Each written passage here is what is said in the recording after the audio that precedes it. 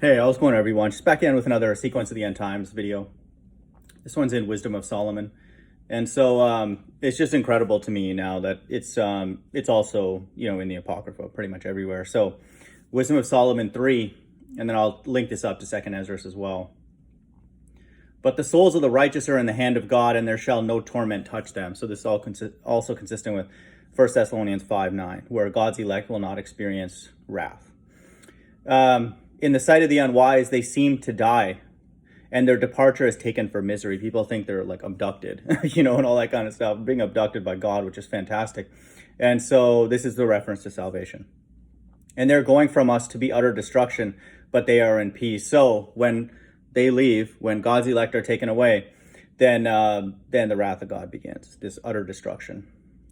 For though they be punished in the sight of men, yet is their hope full of immortality. So this time is to be tested. Verse 5, and having been a little chastised, they shall be greatly rewarded.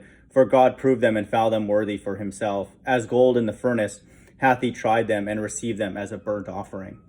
And so this is also consistent language with the book of Daniel, where it says that, once the daily sacrifice is taken away, that's coded language for God's elect being taken away. And this is also consistent with 2 Ezra 16:73. Then the tested quality of my elect shall be manifest as gold that is tested by fire. Okay. And so that's the exact same language here. So the entire Bible is consistent, from beginning to end. Verse 7, and in the time of their visitation, they shall shine and run to and fro like sparks among the stubble. So now they're going to return, with Christ. And this is in verse 7. Okay. And so they shall shine and run to and fro, up in these so-called UFOs, like sparks among the stubble. So they're going to destroy.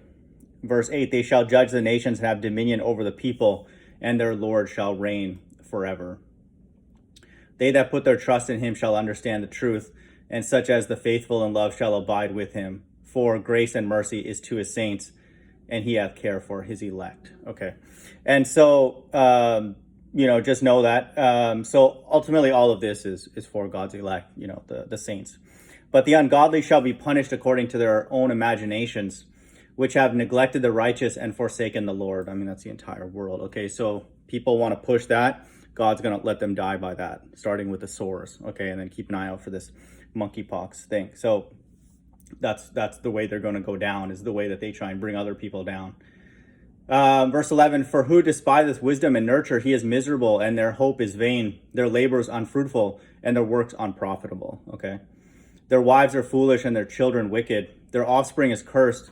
Wherefore ever blessed is the barren that is undefiled, which hath not known the sinful bed. She shall have fruits in the visitation of souls. And blessed is the eunuch which with which his hands hath wrought no iniquity, nor imagined wicked things against God. For unto him shall be given the special gift of faith and inheritance in the temple of the Lord, more acceptable to his mind. This is in verse 14. That's God's elect. Okay. Given the special gift of faith and inheritance in the temple of the Lord. Okay. They're going to be the actual temple. Verse 15, for glorious is the fruit of good labors, and the root of wisdom shall never fall away. As for the children of adulterers, this is in verse 16, they shall not come to their perfection, and the seed of an unrighteous bed shall be rooted out. That's with the plagues in Revelation 16. Verse 17, for though they live long, yet shall they be nothing regarded, and their age shall be without honor. Okay, they're trying to live, for longer, super healthy, extend your life, yada, yada, yada. Verse 18, or if they die quickly, they have no hope, neither comfort in the day of trial. That's in verse 18, 666. And that's when Christ returns with his elect to destroy. Verse 19, for horrible is the end of the unrighteous generation. So again, here in Wisdom Solomon 3, lines up with 2 Ezra, lines up with the book of Daniel. Not a big shocker at this point. Reaffirms the sequence of the end times. Hope everyone's doing well. Bye.